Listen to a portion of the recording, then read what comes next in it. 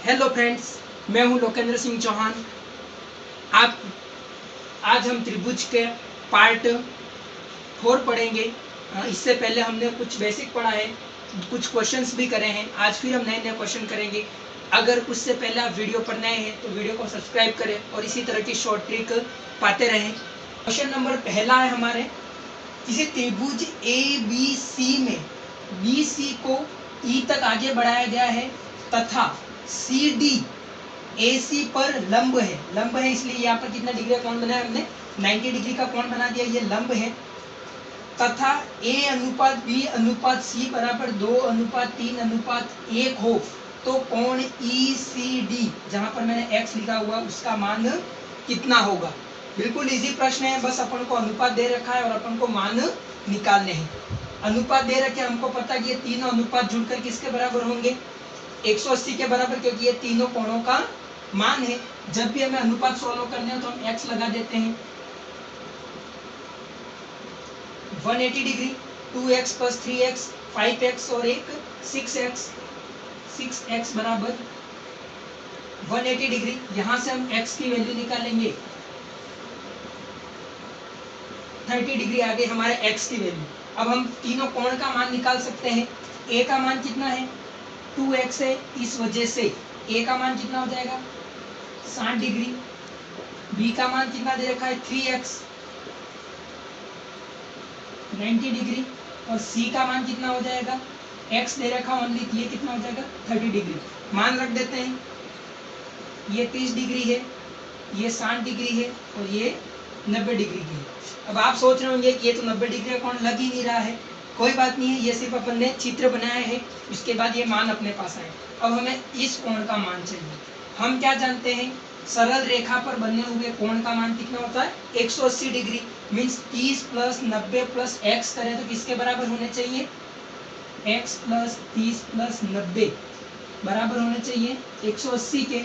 इन दोनों को जोड़ेंगे तो 120 हो जाएंगे। 120 उधर जाके माइनस हो जाएंगे, कितने हो जाएंगे, x की वैल्यू कितनी आएगी, 60 डिग्री। ये तीनों मिलकर हमारे लिए कितने हो गए, 180। इस तरह x की वैल्यू क्या होगी, 60 डिग्री। त्रिभुज ए बी सी में ए एन कोण ए का समद्विभाजक है। ये ए एन जो लाइन लिखी है वो कोण ए का समद्विभाजक है। ए एम वो कोण रेखा बी सी पर क्या है, लंब है। मीन्स ये कितनी डिग्री हो गई, 90 डिग्री हो गई। तब हमको एम ए एन, जहां मैंने x लिखा, उसका मान ज्ञात करना है। बिल्कुल इजी है। ये हमारे लिए 90 डिग्री है, ये 90 डिग्री है। ये त्रिभुज देखेंगे हम, पहले वाला, ये वाला, इसकी बात करेंगे। इसके लिए ये बाह्य कोण हो गया। बाह्य कोण का मान आंतरिक सम्मुख कोणों के योग के बराबर होता है। इस हिसाब से ये 90 है तो 70 ये होगा, तो ये कितने का होगा, 20 हो गया। अच्छे समझ में आ गया होगा। अब बात करते हैं इस बड़े त्रिभुज की। इस पूरे बड़े त्रिभुज की बात करेंगे हम, ए बी सी वाले की। ये 70 है, ये 30 है, तो ये बड़ा वाला कोण कितना होगा उसकी बात करेंगे हम। ये 70 और 30 कितने हो गए, 100। अगर ये दोनों मिलकर 100 है, त्रिभुज के तीनों कोणों का योग कितना होता है, 180 डिग्री। मीन्स ये दोनों मिलकर 100 हो गए, तो इस पूरे बड़े कोण का मान कितना हो जाएगा, 80 डिग्री हो गया। अब देखते हैं, ये ए एन जो है, ये वाली लाइन, वो क्या है, इस कोण की समद्विभाजक है। मीन्स ये लाइन के इधर वाला 40 होगा और ये लाइन के इधर वाला भी 40 होगा, क्योंकि टोटल कितना है अपने, 80 है। इधर वाला भी 40 और इधर वाला भी 40। 40 में भी ये वाला जो इतना कोण है वो कितना है, 20 हो गया। तो यहाँ का मान कितना बचा, ओनली 20 बचा। मीन्स एम ए एन का मान कितना होगा हमारे लिए, जो x मान रहे हैं वो 20 डिग्री होगा। ऐसे चित्र और चित्र में प्रश्न होंगे। एक बार फिर से बता देता हूँ, हमने बड़े त्रिभुज का मान निकाला, इन दोनों का 100 था, ये 80 हो गया। यहाँ से हमने ये 90 था, तो ये सम्मुख कोणों का योग होता है, यहाँ 70, तो ये 20 हो गया। इन दोनों को आधा आधा बांट दिया, ये 40 ये 40, इसमें ये 20 था, तो ये हमारा 20 आ गया। दिए गए चित्र में हम अब समानुपाती प्रमेय जो मैंने लिखवाई थी त्रिभुज के अंदर की, त्रिभुज ए बी सी में अगर डी ई इनके मध्य बिंदु हो तो डी ई समांतर होगा ए बी के, और इस स्थिति में अनुपात बनेंगे A D upon D B लिखा हुआ हो तो यहाँ पर ये ए ई अपॉन ई सी होगा। इस तरह से हमने समानुपाती प्रमेय का अध्ययन किया था। अब उसी से हम एग्जाम्पल आगे करेंगे। दिए गए चित्र में ए बी सी कोई त्रिभुज है, उसके मध्य बिंदु पे रेखा ये डी ई बनाई गई है। ए डी का मान 2.4 सेंटीमीटर है, ए ई का मान 3.2 सेंटीमीटर है, इसके बाद ई सी का मान 4.8 सेंटीमीटर है। तो ए बी का मान कितना होगा, हमें पूरी ए बी का मान निकालना है। हम बिल्कुल इजी निकाल लेंगे। ए बी का मान निकालना है जो हमने ऊपर लिख दी, A B upon A D लिख दिया हमने। तो यहाँ पर क्या होगा, ए सी अपॉन ए ई होगा। मैंने अनुपातों के पार्ट से अच्छे से पढ़ाया था कि जैसे अनुपात लेंगे सेम अनुपात वो लेने। ए बी का मान हमको निकालना है तो हमारे लिए क्या हो जाएगा, x हो जाएगा। ए डी कितना हमारे लिए 2.4। ए ई का मान हम लिख ही सकते हैं। ए सी का मान क्या होगा, सॉरी ये ए ई का मान यहाँ पर नीचे लिख देते हैं 3.2, ये वाला है। और ए सी इन दोनों को जोड़ देंगे क्योंकि यहाँ से लेके यहाँ तक 3.2 है और यहाँ से लेके यहाँ पर 4.8 है। इन दोनों को जोड़ेंगे तो हमारा मान कितना हो जाएगा, 8। एक पॉइंट से ये पॉइंट हमारा क्या हो जाएगा, कैंसिल हो जाएगा। फिर अच्छे से जानते हैं हम 8 के पार्ट से इसको सॉल्व करेंगे। 8 किया 24, ये 4 बार हो जाएगा, ये 4 से ये कट जाएगा तो ये 2 हो जाएगा। x की वैल्यू क्या आएगी, 3 इंटू 2 करेंगे तो 6 सेंटीमीटर। मीन्स इस पूरे ए बी की वैल्यू कितनी है हमारे लिए, 6 सेंटीमीटर होगी।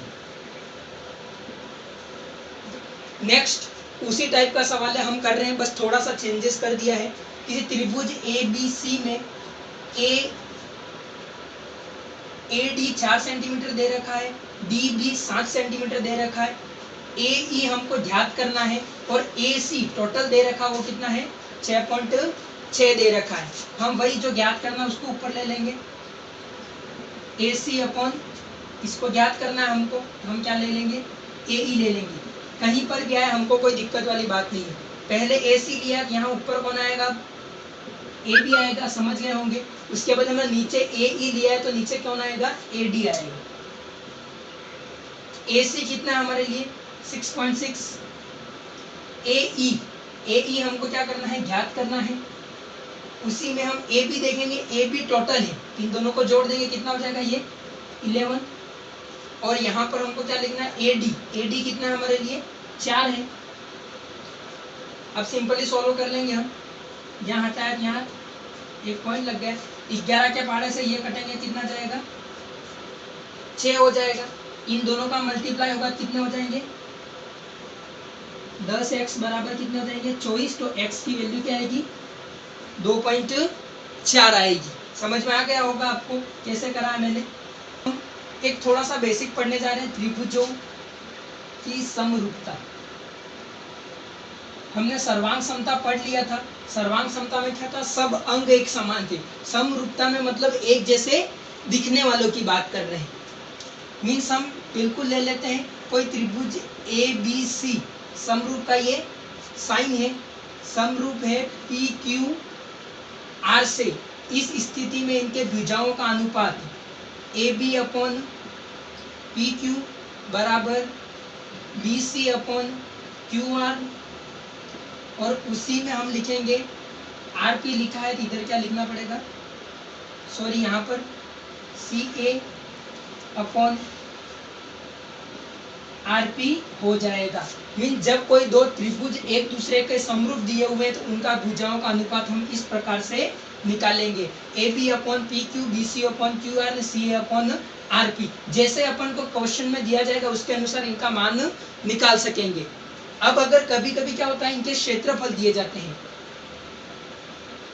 एरिया ऑफ त्रिभुज ए बी सी और एरिया ऑफ त्रिभुज पी क्यू आर हो, इस स्थिति में हमको ये एरिया हमेशा क्या निकलते हैं, स्क्वायर में निकलते हैं। तो हमको इनका क्या कर देना है, स्क्वायर कर लेना है, जिससे हमको क्या हो जाएंगे, सबके मान मिल जाएंगे। सबके मान हमको आसानी से मिल जाएंगे। मीन क्षेत्रफल अगर जब भी निकालना है इन सब का स्क्वायर करना पड़ेगा।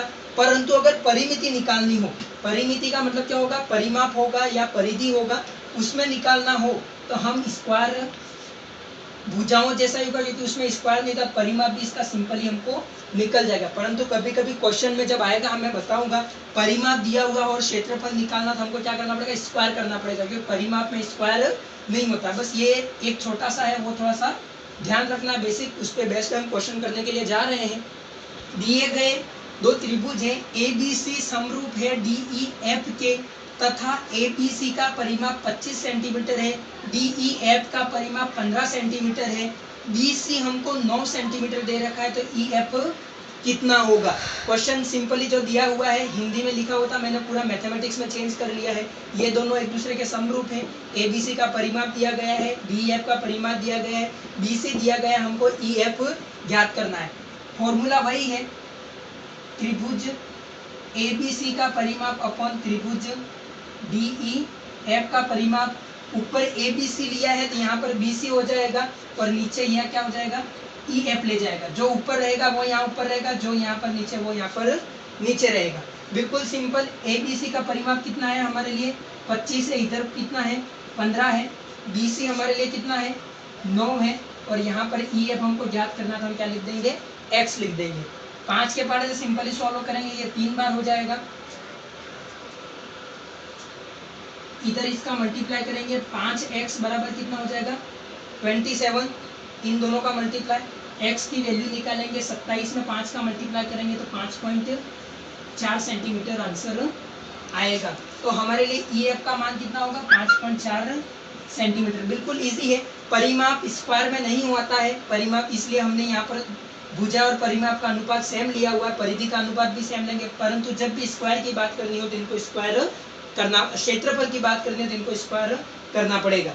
क्वेश्चन दिया गया है, कोई दो त्रिभुज ए बी सी व डी ई एफ में A B upon E F बराबर है B C upon D F बराबर है सी ए अपॉन डी ई हो, उस स्थिति में निम्न में से कौन सा कथन सत्य होगा।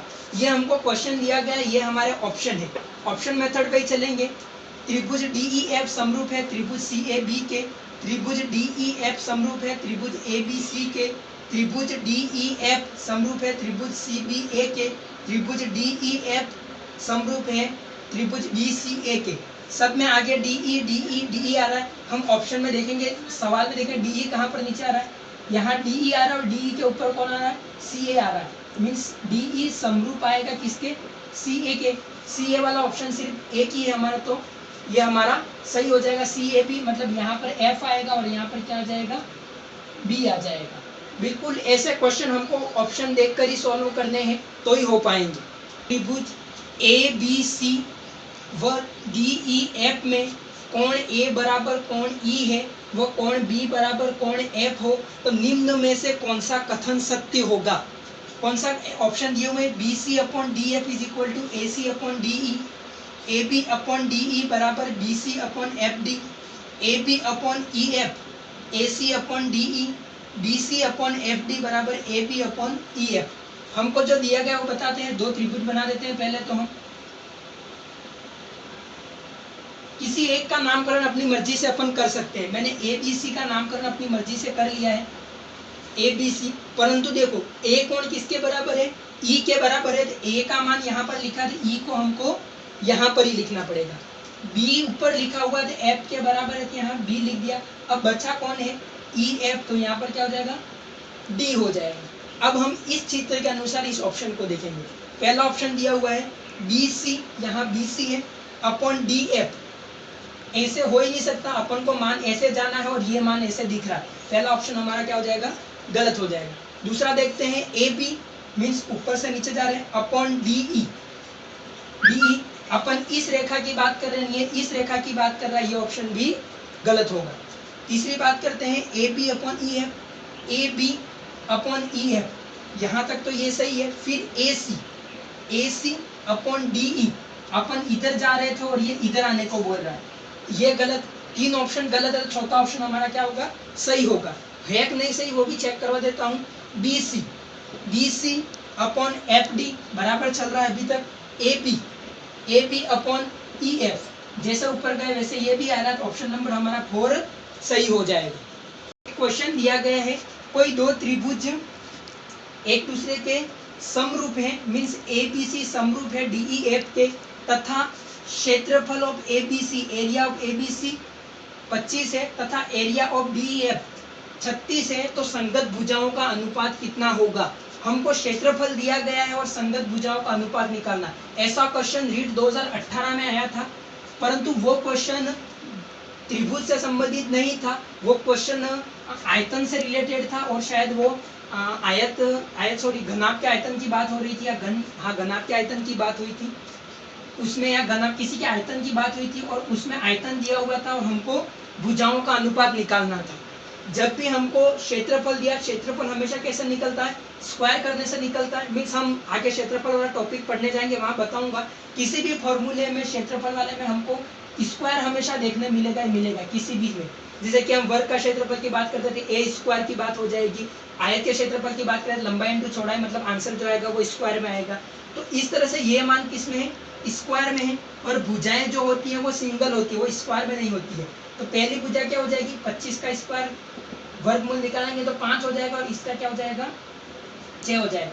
मतलब जब भी हमको क्षेत्रफल दिया हुआ हो और भुजाओं का अनुपात निकालना, तो उनका वर्गमूल करना है। और जब हमको भुजाओं का अनुपात निकाल दिया गया हो और क्षेत्रफल निकालना हो, तो हम क्या करेंगे, इनका स्क्वायर कर लेंगे। कभी कभी होता है कि संगत भुजाओं का अनुपात 5:6 है, तो इनके क्षेत्रफलों का अनुपात क्या होगा, हमें इनका स्क्वायर करके लिख देना है। इस प्रकार से क्वेश्चन सॉल्व करेंगे, आगे भी बहुत सारे आएंगे। इसका अनुपात क्या होगा, 5:6। क्वेश्चन दिया गया है, कोई दो त्रिभुज ABC तथा DEF एक दूसरे के समरूप है तथा BC/EF का मान 3/5 है, तो एरिया ऑफ त्रिभुज DEF अपॉन एरिया ऑफ त्रिभुज ABC क्या होगा।